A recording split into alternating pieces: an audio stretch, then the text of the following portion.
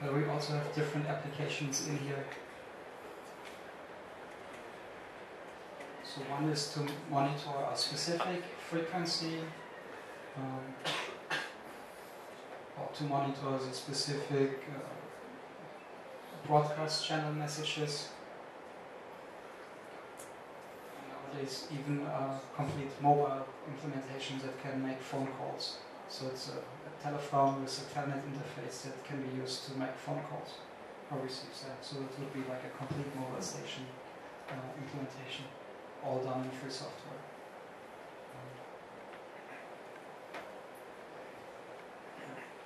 So the only limitation is that the TI Calypso chipset is quite old.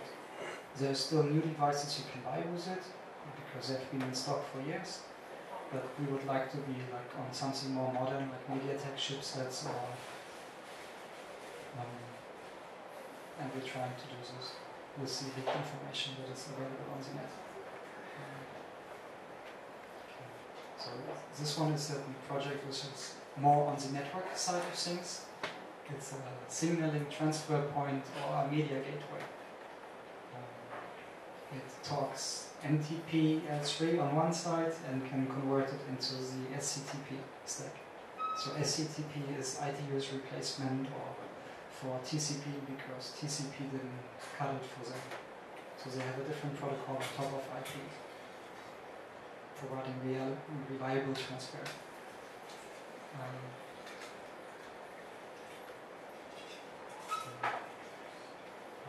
One of my pet projects is to, like in the future, what we're going to look into, or I'm going to look into, is my hobby is to write an HLR VLR MSc in Smalltalk. There's another paid project to do it in Erlang. We would like to support more chipsets in Osmocom DB. Like MediaTek family is really an interesting opportunity right now. And for OpenBSC, we would like to support more than the IP access Nano BTS and the Siemens BS11. An example like Ericsson equipment or other cheaper picocells, maybe in the future also 3G and run-up. And this would be like my overview of GSM and free software. If you want to look into a specific project or have questions, please feel free to ask them.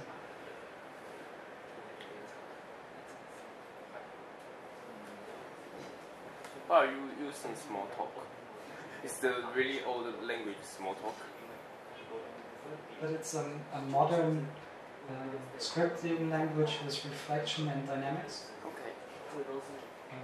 But it's my pet project. So my main reason with Smalltalk is, besides learning it, if you develop a complex system, when is the best time to stop running it? So if you have like 100 phone calls in parallel, when is the best time to restart it because you want to try a new executable? So you want to have a language which allows loading new code at runtime, like Erlang or Smalltalk. Do you have any funding or sponsorship? Yeah, we like the work to turn OpenBSC into a real BSC was sponsored by a company that wanted to deploy OpenBSC. Oh, it's really exciting. Yes, please. Can you talk about the encryption? So we know these are all encrypted, right? Yes, it is encrypted. So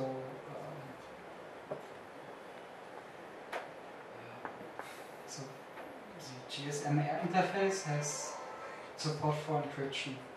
It's called A5, and A5/0 is no encryption. A5.1 was bad encryption, or was okay encryption, but is broken. A5.2 was encryption for export, so it's weaker than A5.1. So if A5.1 was broken, A5.2 is more easily broken. There is A5.3, but it's not really deployed in networks. So for A5.2, a group in Germany and other countries developed a rainbow table. So if you intercept phone calls and record them, you can decode A52 encrypted calls afterwards.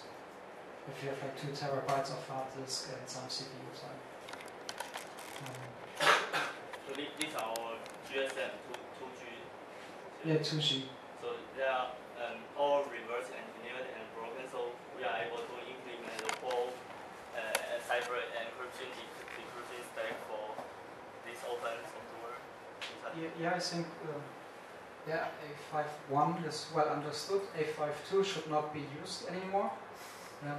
And I think A53 is derived from a public cipher, but I'm not sure about this one because it's not really in use yet. But every part of this system involves this cipher. No, to make matters worse, the encryption is only used between BTS and mobile station. So at least in Germany, the backbone, like from a BSC to a MSC, and no encryption over microwave links. Because it's proprietary ISDN line, so it does not need. No, actually in Germany it's maybe even microwave. And nobody is able to sniff microwave communication. It's hard to capture. Yes, but technology is getting easier. Oh. It's still, I'm not an RF engineer, so I wouldn't know how to build an antenna for 5 gigahertz or 2.5, but I assume it's possible. Yes. So is this system compatible with a genuine SIM card? I mean, a real SIM card? It depends. So this BSC can be put into a real network, and if this MSC which I'm connected to has a roaming agreement with your operator, you can use your SIM card. For the standalone mode of OpenBSC, we don't care about your operator. We don't have access to your HLR, so we cannot authenticate you. You can tell us any SIM, and if it's in a list, we will accept you.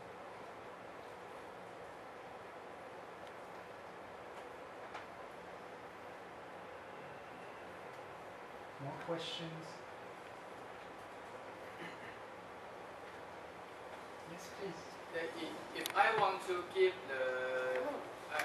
I want to try to use the open source baseband, what device should I prepare? With baseband, you mean really the mobile station hub? Yeah. You can go to our badly maintained wiki, and we have a list of supported phones. This will not be so expensive.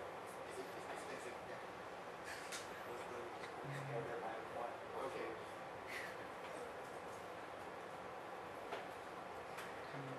Sorry, I will answer the question in a second once the page loaded. Like the generic answer would be everything which has a TI Calypso chipset.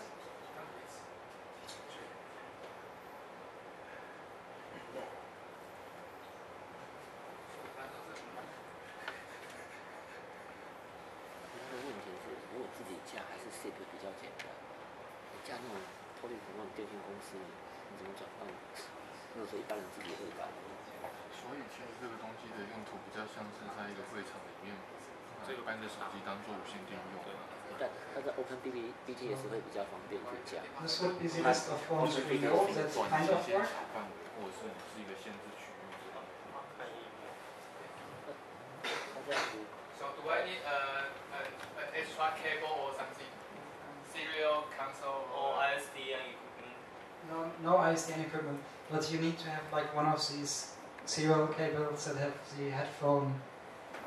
Plug. So that's the serial cable that I can buy from the mobile shop. Yes. Standard console cable for mobile phone.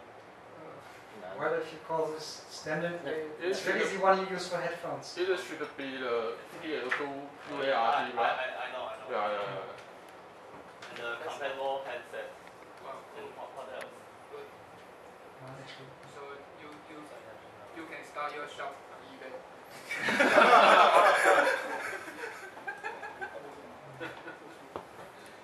What do we need for the station side. For the station side, yeah, right now you need to have a commercial BTS, like either the IPX's Nano BTS, but it's quite pricey, or the Siemens BS11 if you find one, but it's heavy. But if I have USRP, if you have USRP, you will need 2 flex boards, like Flex 900, Flex 1800, like SR front end. oh, the data board. Yeah, for the sorry, Okay. for the data board. Okay. Order it online. One of the problems with OpenBTS, what I understand from an outside point of view, is David Burgess is using USRP 1 hardware, and the daughter boards Flex 1800, Flex 900, but the USRP 1 is not really on sale anymore. And the code to support Neo USRP is not inside the OpenBTS main tree. There's like another Git tree with support for more modern USRP.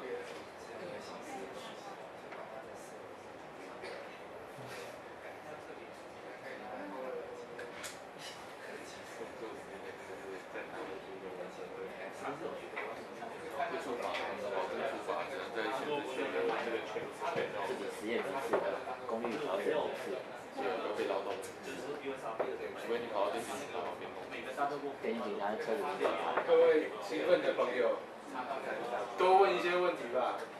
来来来，趁这个机会，大家多问一些问题。If I want build a small JSON network for myself, should I choose the OpenBTS or the OpenBTC? It depends. If you have a USRP, it's probably easier for you to use OpenBTS.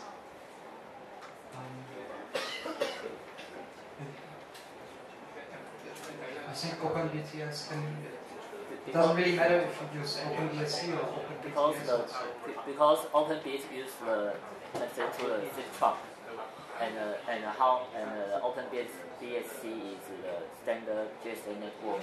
We don't know how to yeah. This is our when we build the project. So OpenBSC has like a couple of executables. One is to run a complete network in one application. So you can make calls from a mobile phone to a mobile phone. Oh, okay. And with like Linux call router, you can make phone calls to a real network. As well. Thank you.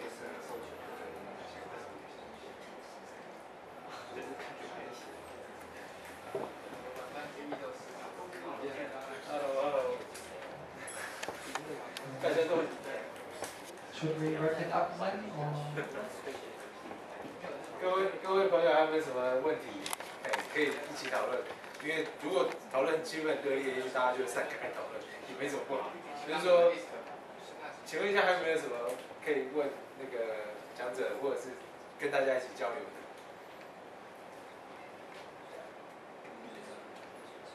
看我没问题吧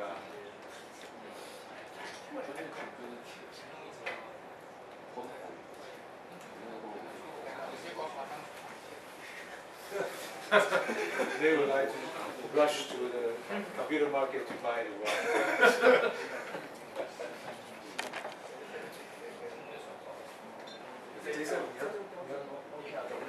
讲解一下。解释一下，这条是什么 ？TTL 度 UART 啊，这样子啊。这个是 serial 吗？这个是 CPU Serial 啊。Serial。手机你做的，回答一下。介绍一下手机好不好？到前面，对不起，请到前面，请到前面，请到前面好不好？这是做什么啊？Your phone, right? Okay. So I just explain how it works. Download firmware to JSON. You want to explain? Yeah, just because someone is curious about. So I think you can explain how to specify the address for download. Yes, it's no address. So Yes. And like TI's tool, Fluid. To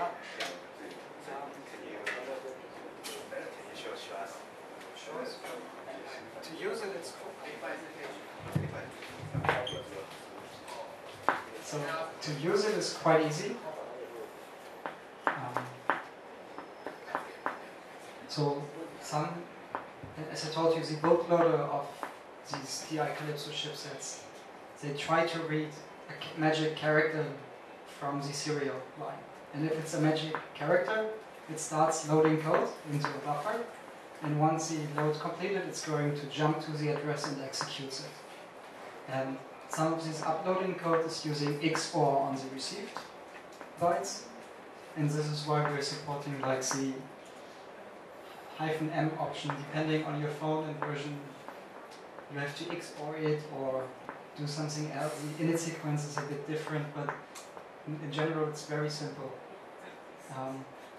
Specify a device where the serial is located and then the firmware that should be used.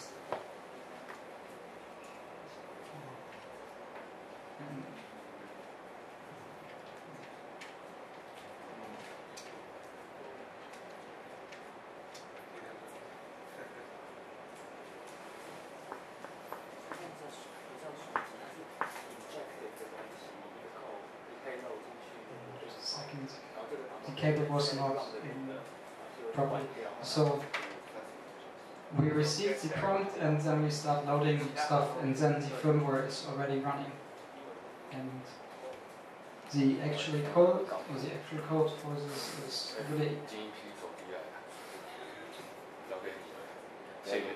it's got bigger, it's like 1,500 lines of code, but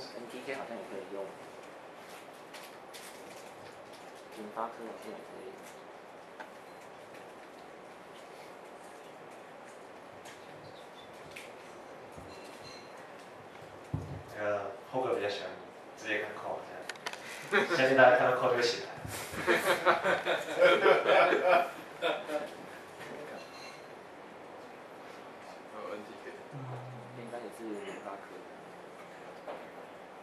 So yeah, depending on your phone, it's quite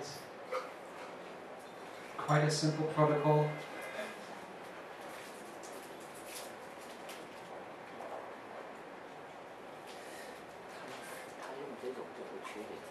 So it's really a simple protocol that reads the bytes and figures out what the bootloader wants, then sends it, and then executes the code afterwards. So can I still make phone calls with that phone after the firmware uploaded? Yes, once the open source firmware works, you can. And actually, like in a development branch, it mostly works. One of our problems is you need to synchronize your frequency to the frequency of the network. And we only do it initially. So after you call, like 30-40 minutes, the frequencies drift and suddenly the call drops because we are listening to the wrong time slots.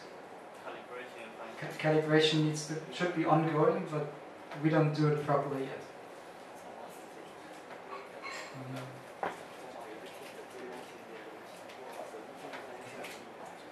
So this Osmocom application talks to the bootloader, loads an application, and then provides a very simple protocol to send messages. And for our firmware, we have defined. So can you snip my phone calls via LAN device? Yeah. Well, it's encrypted. Yeah. And but I can record the traffic, right? And I can decode it later or something. Decode by GPU. 它是可以做记录，但是 audio channel 我不确定行不行。它有 remote table 可以解。对，是说是可以。所以它dump 出来的 channel 是全部吗？还是只有部分 control 的 channel？ 那个 voice 呢是或者是那几个圈头是所以你也找不到，对不对？但是 payload 还是 test。所以可以像 WiFi 那样做 raw packet capture 吗？有人做过啊。技术上是可以啊，但实务上就是要看国家的反应。实务上就是看有没有人管的意思。So in general, what you can do with Open or with OsmoComm-DB, another branch, you can get the raw burst of time slot and frequency. So if you read the specification, you can put these bursts together into a MAC block, like 23 byte, and you can use your rainbow tables to decrypt this. But the source code for this is not open source, so it can be used to do GSM sniffing, but you will have to implement like 10% yourself. Yeah.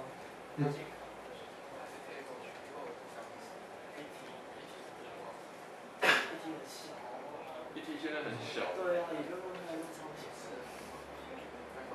还要够快的话，可能10分钟就上。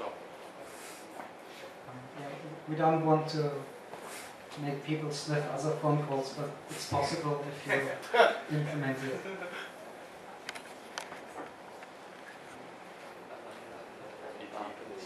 And there's a video with a live demonstration of doing it.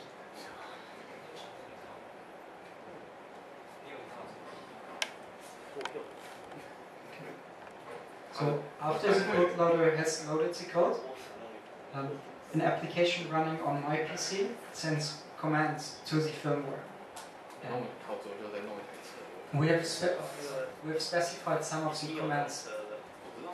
Actually, it grows, so it starts with doing a frequency burst detection. And then, like, more comments to really send messages on time slots and go to a time slot.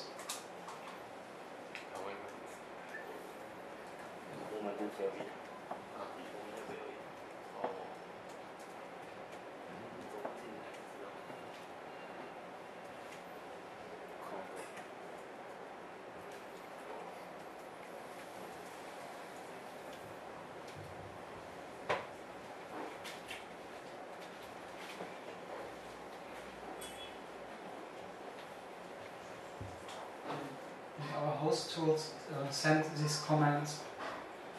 So somewhere at the bottom we start our application.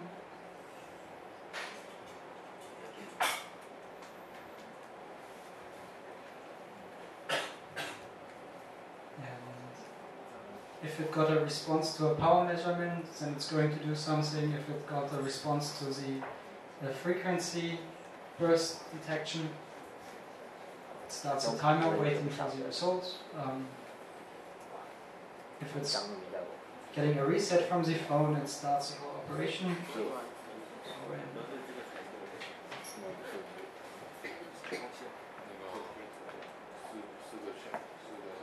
So in start PM, it sends a request to do a full scan for the frequencies and provides the range of frequencies to share.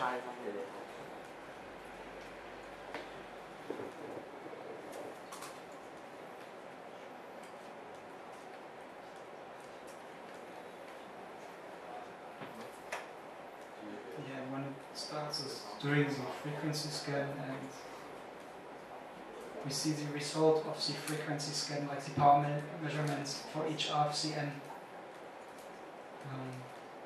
And then it goes to each RFCN that is like above a certain threshold in the signal level and asks to synchronize to the cell, and we receive information from the broadcast channels.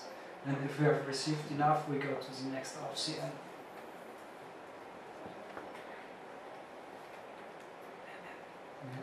And right now the heavy lifting for the burst decoding is still done by the DSP of the TI Calypso chipset. So we just tell the chipset that it should synchronize to this channel, and it finds the frequency burst for us, and we apply an error correction, and then it's receiving the four bursts of traffic for SDCH, and it's combining them, doing forward error correction for us.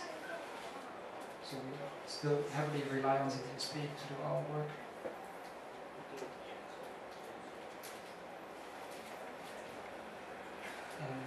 Yeah, then one can use Wireshark to look at Z traces. So where you would like to start sniffing is when the network sends an immediate assignment to a phone. So what happens is, if a phone wants to have a channel, it's sending a random access burst, saying, here's my random access identifier, I would like to have a channel of this kind for this reason, like emergency call, and the BSC actually responds with an immediate assignment or immediate assignment reject. So in the immediate assignment it says,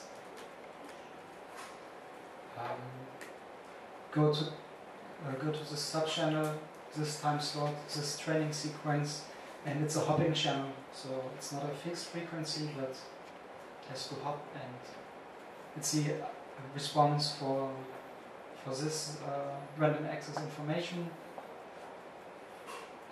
No timing advance. Yeah, and the bitmaps of which RFCNs in the neighborhood are used.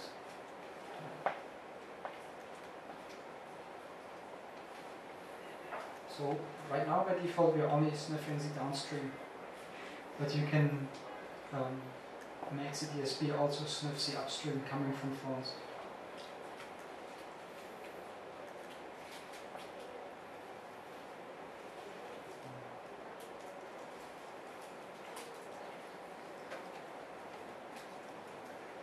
So right now on RFCN 592, so I can use a different application to just stay on this channel.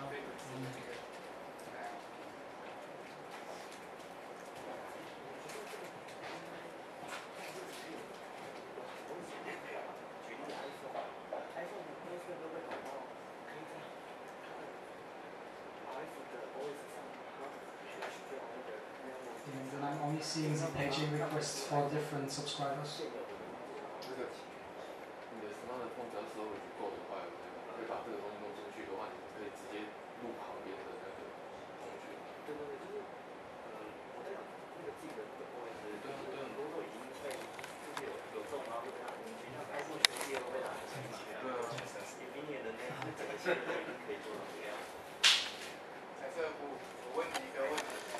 如果我拿这个 baseband 去发一个 signal 出去，会不会被警察抓？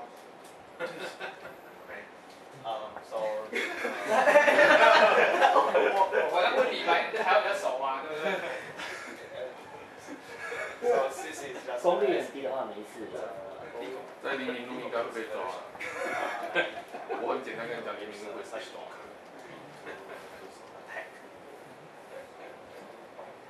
Well, I'm not a lawyer in Germany, and not in Taiwan.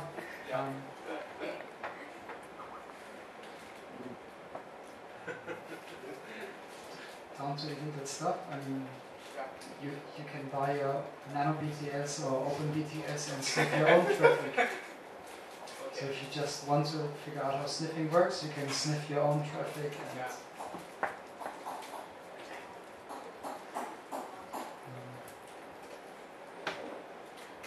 or you just do microwave equipment and start sniffing there. And if GSM is too boring for you, and you have a US API, we also started working on Tetra. It's like a trunked radio. Did you hear about it? I think it's deployed in Taiwan, like Taiwan MIT or Taipei MIT. Yes, train, the Taiwan train railway system and the MRT. 就是那个捷运的火车，他们都像北那个捷运也是用这个，就是仅用加密的无线电。So right now on Tetra we have basic receiving utilities, but it's manual step. Like first receive, second convert the received string to bytes, convert bytes to bits, and then launch another application to read the bits and decode it. So it's very manual work. 你教那条线路，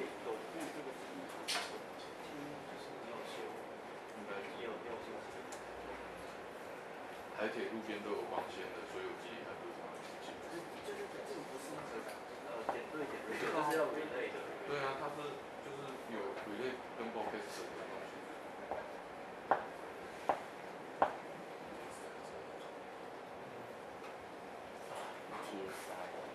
感觉眼神有问题。再一个问题，侧录墙用不到。我们现场再一个问题，就是说，待会再请那个，就是我们整个 wrap up 之前，会再请 Jason 再用中文再做一个算是结束。但是在这个之前，我们希望说，在场的会众如果还有可以的话，再一个问题，哎，请。如果我还有很多问题要从哪里去问？我们看是哪一方面的、就是你如果是 OpenBSC 的话 ，OpenBSC 有 OpenBSC RS channel。哦。